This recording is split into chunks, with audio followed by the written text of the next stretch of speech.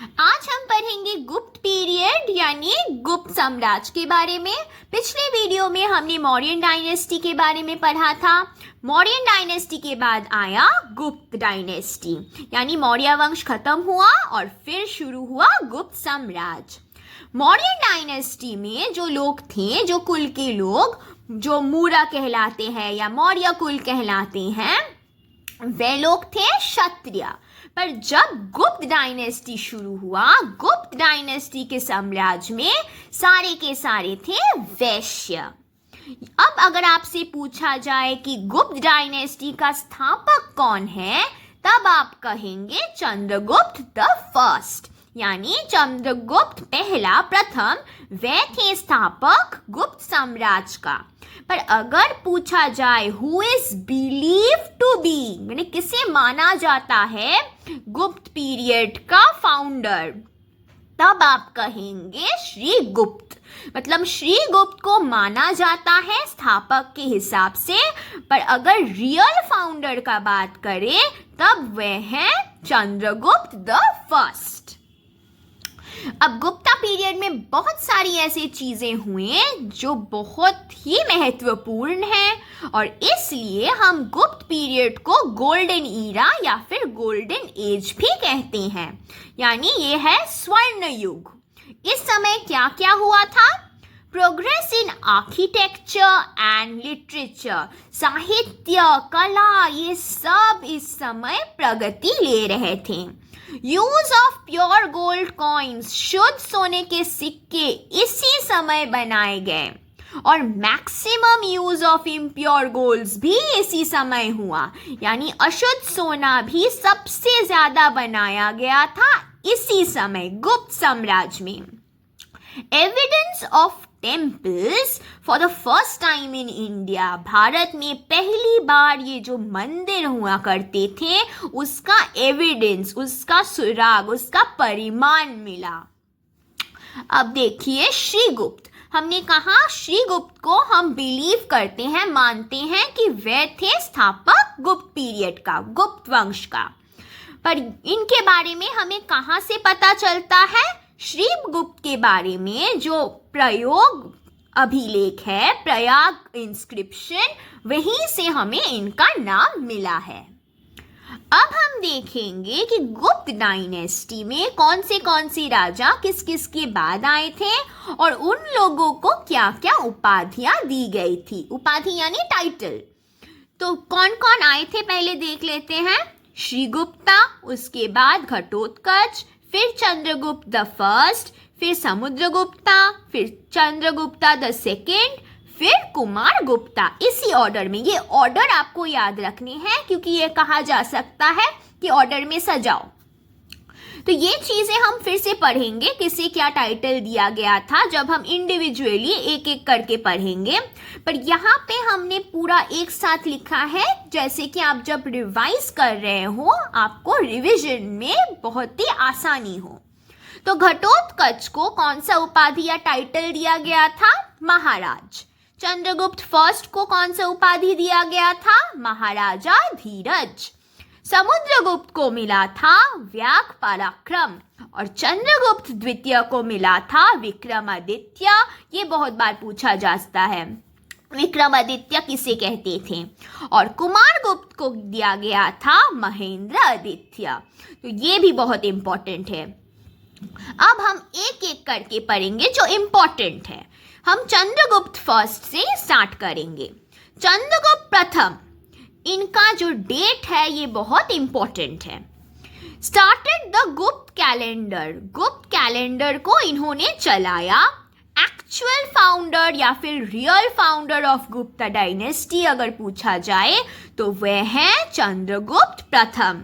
और अगर पूछा जाए who is believe to be, तब आप कहेंगे श्रीगुप्त। फिर देखिए इन्हें, जैसे हमने कहा, टाइटल दिया गया था, उपाधि मिला था। क्या, कौन सा उपाधि? महाराजा धीरज का उपाधि उन्हें मिला था। और उन्होंने विवाह किससे किया? कुमार देवी से उनका विवाह हुआ था और कुमार देवी लिचावी डिस्ट्रिक्ट, लिचावी जिले की रहने वाली थी, राजकुमारी थी। अब उनके बाद कौन आया? समुद्रगुप्त। समुद्रगुप्त के डेट्स भी इंपॉर्टेंट हैं। उन्हें हम कहते हैं नेपोलियन ऑफ इंडिया। ये सब बहुत इंपॉर्टेंट है कि नेपोलियन ऑफ इंडिया कौन थे? समुद्रगुप्त। और उन्हें नेपोलियन ऑफ इंडिया किसने बुलाया? विंसेंट स्मिथ ने। आपको याद होगा कौटिल्य को हम क्या कहते थे? Machiavelli of India. अब ये जो विंसेंट स्मिथ हैं, उन्होंने एक किताब लिखा था। उस पुस्तक का नाम था अर्ली हिस्ट्री ऑफ इंडिया। और ये जो समुद्रगुप्त थे, he loved music and hunting. उन्हें ये जो संगीत है और हंटिंग है यानी शिकार है, ये उन्हें बहुत पसंद था। और ये हमें कहाँ से पता चलता है? सिक्कों से, मुद्रों से, कॉइन्स से। क्योंकि हमें एक कॉइन मिला है उनके समय का, जहाँ पे हमें दिखा है प्लेइंग वीणा, वीणा बजाते हुए हमें दिखा है। उनके दरबार में जो कोर्ट पोएट थे, जो कवि थे, वो थे हरिसेना। और उन्होंने क्या रचा था? कंपोस्ट प्रयाग प्रशस्ति। प्रयाग प्रशस्ति बोल के एक किताब है जो उन्होंने लिखा था। प्रयाग प्रशस्ति जो हरिसेना ने लिखा था, वो किस बारे में था? Victories of Samudragupta. समुद्रगुप्ता ने बहुत सारे देश के बहुत सारी जगहों को प्राप्त किया था। तो वह सारे जगहों के बारे में उन्होंने लिखा है। कितने जगह देखिए? 9 स्टेट्स इन नॉर्थ इंडिया। उत्तर भारत में 9 राज्यों को उन्होंने जीता था।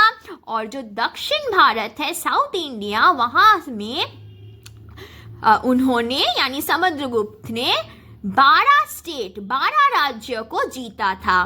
तो इन सारी जगहों के बारे में इस किताब में लिखा हुआ है जो हरिसेना ने लिखा था। और हरिसेना ने इस किताब में समुद्रगुप्त को धर्म विजय के नाम से पुकारा है। अब देखिए, समुद्रगुप्त जो थे उन्हें हम क्या नाम से जानते हैं? उन्हें हम कविराज और किंग ऑफ पोएट्स के नाम से भी जानते हैं। यानी कवियों का राजा कौन थे? समुद्रगुप्त। और उन्हें और एक नाम से जाना जाता है, वो है सर्वरोज चेता। अब हम पढ़ेंगे चंद्रगुप्त द्वितीय के बारे में। बहुत इंपॉर्टेंट है चंद्रगुप्त द्वितीय। उनके माता कौन थे? दत्ता देवी। पिता कौन थे? समुद्रगुप्त। और उन्होंने क्या किया? इशूड सिल्वर कॉइन, चांदी के सिक्के उन्होंने चलाया। उन्होंने शाको को डिफीट किया, हराया था। शाको एक ट्राइब है, एक जाति। और जब उन्होंने उन लोगों को हराया, उन्होंने एक उपाधि लाभ किया। कौन सा उपाधि? विक्रमादित्य। यानी चंद्रगुप्त द्वितीय को हम विक्रमादित्य के उपाधि दिए थे। और क्यों दिए थे? क्योंकि उन्होंने शाको को हराया। फाहिन जो चाइना से आए थे, वो इन्हीं के समय में आए थे। तो ये यहाँ से क्वेश्चन पूछा जाता है कि फाहिन कौन से राजा के समय आए थे? किसके समय में? चंद्रगुप्त द्वितीय के समय में फाहिन भारत में आए थे। Mehrauli iron pillar Qutub complex Delhi was built. Mehrauli में एक लोहे का एक पिलर, एक स्तंभ बनाया गया था जो कुतुब कॉम्प्लेक्स दिल्ली के अंदर था। वो बनाया गया था चंद्रगुप्त द्वितीय के समय में। नवरत्न इन हिज कोर्ट, उनके दरबार में नवरत्न भी थे। और उन नवरत्नों में से एक थे कालिदास। तो कालिदास किसके समय था? चंद्रगुप्त द्वितीय। आर्यभट्टा भी इन्हीं के समय थे। तो चंद्रगुप्त द्वितीय के समय 3 बहुत ही महत्वपूर्ण लोग थे। एक था आर्यभट्ट, एक था कालिदास और तीसरे थे फाहिन। ये 3 नाम आपको याद रखने हैं। चंद्रगुप्त द्वितीय, यहाँ पे और थोड़े 3 पॉइंट्स हैं जो आपको याद रखने हैं कि उनके पत्नी कौन थे, पुत्री कौन थे और दामाद कौन थे। तो पत्नी कौन था? कुबेर नागा। पुत्री कौन थे? प्रभावती गुप्ता। और जो दामाद है वो है रुद्रसेन प्रथम। फिर उनके बाद आए कुमारगुप्त, कुमारगुप्ता। ये डेट उतना इम्पोर्टेंट नहीं है। उन्होंने क्या किया था? कुमारगुप्त ने डिफीटेड द हुन्स, जो हुन्स थे, जो हुनों को उन्होंने आक्रमण किया था और पहले आक्रमण ने उन्होंने उसे हरा दिया था। उन्होंने खुद अकेले नहीं हराया, पर उन्होंने अपना पुत्र जो स्कंदगुप्त है उसे वहां पे भेजा हुनों को हराने के लिए, और स्कंदगुप्त ने हराया। और फिर स्कंदगुप्त वहां से क्या किए? टू ब्रिंग आयरन, लोहा उन्होंने जीत लिया हुनों से। फिर नालंदा यूनिवर्सिटी भी कुमारगुप्त के समय बनाया गया था। आप हमें कमेंट सेशन में बताइए ज़रा, नालंदा यूनिवर्सिटी कहाँ पे है, भारत का किस जगह पे? और कुमारगुप्त, उनको टाइटल, ये उपाधि मिला था महेंद्र आदित्य का। नेम्स ऑन गोल्ड कॉइन्स, यानी कुमारगुप्त को हम सोने के सिक्के में कुछ नामों से जानते हैं, कुछ नाम मिले हैं हमें। वो तो दो नाम क्या हैं? गुप्तकुला व्योमशी और गुप्तकुलामल चंद्र। कॉइन्स, जो सिक्के हैं जो मिले हैं कुमारगुप्त के समय में, वहाँ पे बहुत सारे पशुओं के चित्र हैं, और सबसे ज़्यादा चित्र किस चीज़ का है? पीकॉक का। तो अगर आपसे पूछा जाए किसके समय में सिक्कों में सबसे ज़्यादा मयूर का चित्र मिला, तब आपको कहना होगा कुमारगुप्त के समय। और ये सारे सिक्के हमें कहाँ मिले? हमें मिले ये गरुड़ा से। कुमारगुप्त ने अश्वमेध योग भी किया था। तो कौन से राजा ने किया था अश्वमेध योग? जो गुप्त पीरियड के थे, तो आपको कहना होगा कुमारगुप्त ने अश्वमेध योग किया था। तो जो आखिरी सफल राजा थे वो थे स्कंदगुप्त, जो कुमारगुप्त के पुत्र थे। तो लास्ट सक्सेसफुल रूलर ऑफ गुप्त डायनेस्टी, जो अंतिम सफल शासक थे, वो थे स्कंदगुप्त। उन्होंने, जैसे हमने कहा, हुनों को आक्रमण किया और जीता। उन्होंने जो हिंदू कुश है नदी, उसे भी उन्होंने पारापार किया, उन्हें क्रॉस किया, और कैप्चर्ड गंधारा, गंधारा राज्य को उन्होंने कब्जा कर लिया। स्कंदगुप्त के गुजरने के बाद आए लेटर गुप्ता रूलर्स। वे लोग के नाम आपको याद रखने हैं, ये उतने इम्पोर्टेंट नहीं है, पर किसके बाद कौन आता है ये आपको पता होना चाहिए। तो वो कौन है? पुरुगुप्ता, कुमारगुप्ता द्वितीय, बुधगुप्ता, नरसिंहगुप्ता, भानुगुप्ता, वैनगुप्ता, कुमारगुप्ता तृतीय और विष्णुगुप्ता। इनमें से आपको दो नाम बहुत अच्छे से याद रखना है। एक है, जैसे मैंने कहा, कोई भी वंश पढ़ते हैं तो उसका लास्ट रूलर, अंतिम शासक का नाम पता होना चाहिए, इसीलिए विष्णुगुप्ता इंपॉर्टेंट है। वे थे अंतिम शासक गुप्त साम्राज्य के। और आपको पता होना चाहिए भानुगुप्ता का नाम। भानुगुप्ता का नाम क्यों पता होना चाहिए?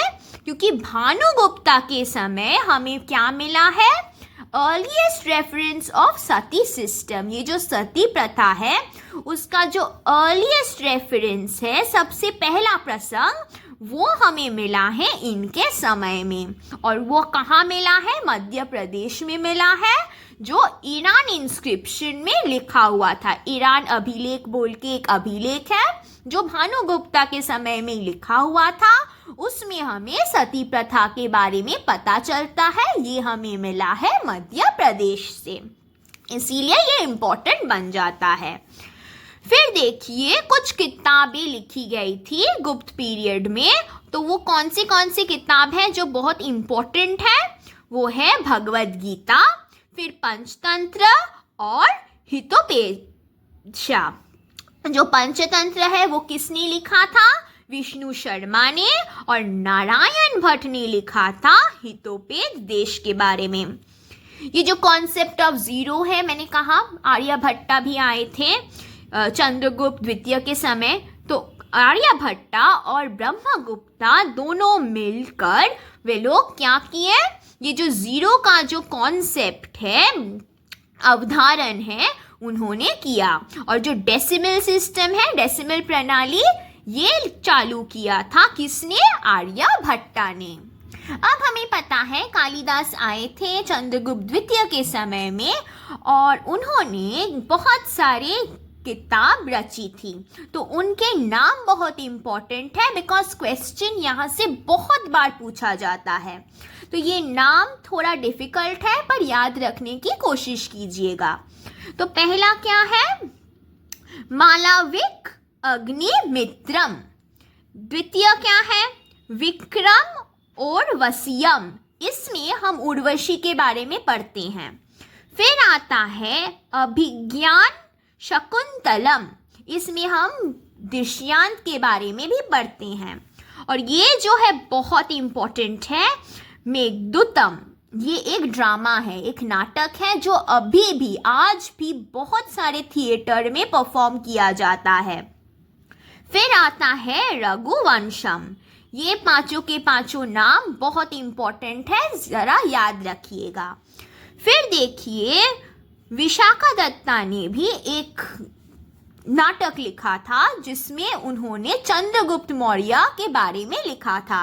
ये कहानी है, एक ड्रामा है, यानी नाटक के रूप में लिखा गया था और उसका नाम है मुद्रा राक्षसम।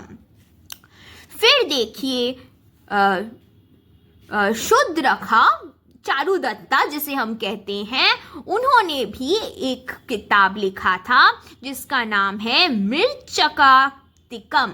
इसका अर्थ क्या है? Small car of mud. ये भी बहुत बार पूछा जा सकता है कि इसका अर्थ बताओ। इसका अर्थ क्या है? मिट्टी की छोटी गाड़ी, स्मॉल कार ऑफ मड। ये किसने लिखा था? चारुदत्ता ने। अब हमने पहले ही कहा था वीडियो के स्टार्टिंग में कि गुप्त पीरियड में बहुत सारे लिटरेचर हुए थे, साहित्य और आर्किटेक्चर भी। और हमें ये जो टेम्पल्स है, मंदिर है भारत का, ये पहली बार हमें मिला है गुप्त पीरियड से, गुप्त साम्राज्य से। तो लिटरेचर तो हमने देख लिया कि कालिदास ने क्या लिखा, विशाखादत्ता ने क्या लिखा, चारुदत्ता ने क्या लिखा था, आर्यभट्टा ने क्या लिखा था। अब हम देखेंगे कौन से मंदिर मिले गुप्त कालीन।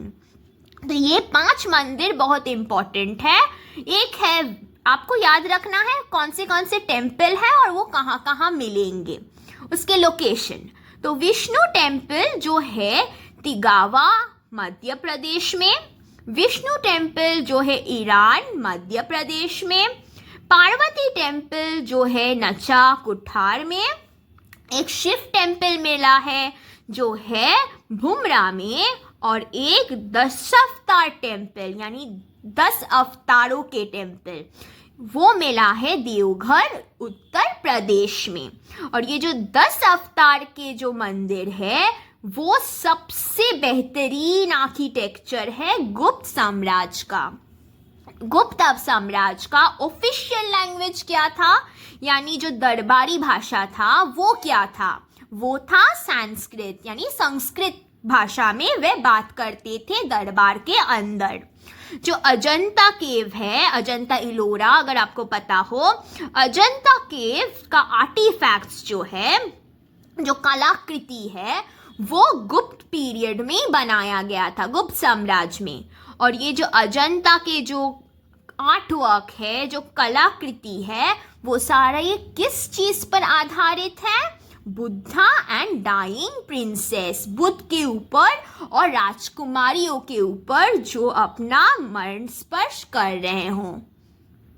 अब देखिए ये जो सुदर्शन लेक है यानी सुदर्शन झील, इसे बनाया था पुष्यगुप्त ने, जो थे गवर्नर ऑफ चंद्रगुप्त मौर्य। चंद्रगुप्त मौर्य के गवर्नर जो है पुष्यगुप्त, उन्होंने ये झील बनाया। ये झील बहुत बार खराब हुआ है, इसीलिए उसे मरम्मत किया गया है 2 बार। पहली बार किसने मरम्मत किया? रुद्रदाम ने, जो एक शका के शासक थे, शका रूलर। और दूसरी बार उसका मरम्मत हुआ था स्कंदगुप्त के द्वारा। अब देखिए हमें पता है स्कंदगुप्त ने हुनों को हराया था, तो ऑप्शन में कभी कभी ऐसा भी होता है कि हुन डायनेस्टी आए ही ना, उनके रूलर्स, उनके शासक के नाम आए। तो आपको पता होना चाहिए कि हुन डायनेस्टी के शासक कौन थे जिसे स्कंदगुप्त ने हराया था। तो वो कौन थे? मिहिरकुल और तोड़मान। और जो आखिरी पॉइंट है वो है कदम्बा किंगडम। जो कदम राज्य है वो शुरू हुआ गुप्त पीरियड के खत्म होने के बाद। ये बहुत ही छोटे समय के लिए थे, इसीलिए एकदम महत्वपूर्ण नहीं है। इसलिए आपको सिर्फ इसका नाम याद रखना है कि कौन सा साम्राज्य आया था, कदम्बा किंगडम। और इसके स्थापक कौन थे? फाउंडर, उसके स्थापक थे मयूर शर्मन। और उन्होंने अपना राजधानी कहाँ बनाया?